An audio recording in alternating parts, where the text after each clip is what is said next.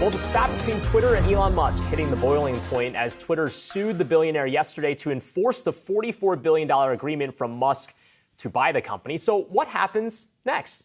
Let's bring in our expert panel for more on this. Yahoo Finance's legal correspondent Alexis Keenan alongside tech editor Dan Howley. Let's start off with you, Alexis. Just kind of break down what the filing yesterday is alleging, what they're seeking to get out of this, and what the next steps might be. Well, at this point, Twitter is saying through this complaint that they want Musk to go through with the purchase, pay the $44 million, and let's move on with Musk as its new owner. But what the complaint says on its face is that Musk has buyer's remorse, they say. They say they have a seller-friendly contract and that Musk is just going to have to live with those terms that he negotiated himself along with his attorneys.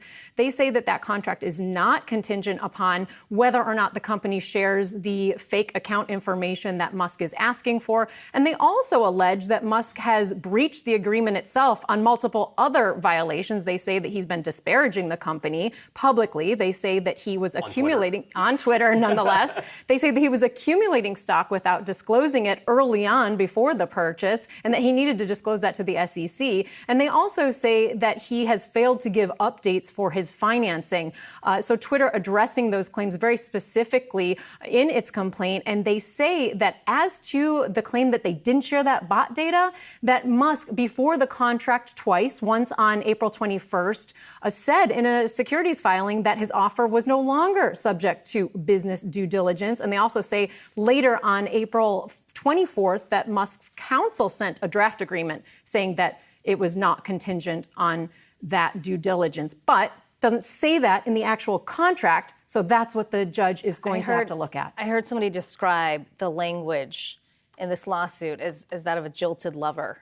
It was pretty strong wording, yeah, right? I mean, it was. Yeah. And so, Dan, we were talking about this off camera, but really, where does this leave Twitter? I mean, all the legal analysts out there are saying, look, Twitter's on sound footing here, but of course we don't know how it's all going to play out in court. Is Twitter going to be okay even if Musk says, you know what, I'm willing to pay the $1 billion and the court says that's fine? I think it's better off if they just ditch him entirely. It's wild to me that this is a company now. And obviously, the executives are looking out for shareholders. The shareholders can get their money at $52.40 a share versus what it's trading at in the $30 range. So not better for the shares, though. Right. The shares are going to drop. Right. You're saying as a company, it's still going to be better. Without him, it would be better because they will be able to continue the business of business, right? They're not able to do that right now because people inside Twitter are figuring, who is my boss and when will I find out for sure? Obviously they had to do some hiring freezes because of this. They had rescinded letters saying that we wanted to hire people. So they're all in limbo at this point. I think without Musk, they don't have to deal with that, as well as that nagging question of what would he do to change the company as far as moderation goes? That's been his, the big thing that's been stuck in his craw was first it was the bots and moderation. Now it's all about the bots. But the moderation issue, I think, is a larger problem and one that if it went forward the way he's saying it would open up Twitter to a huge amount of issues and potentially lose advertisers. So, this raises an interesting question, though, because that means that if Twitter ends up winning their argument, which is Elon, you have to follow through on this, that might not be good strategically for the company going forward. So let me just open this up, I guess. What is the ultimate goal here? Because this was Elon's fight to pick, and now this is going to be his legal battle to maneuver, right?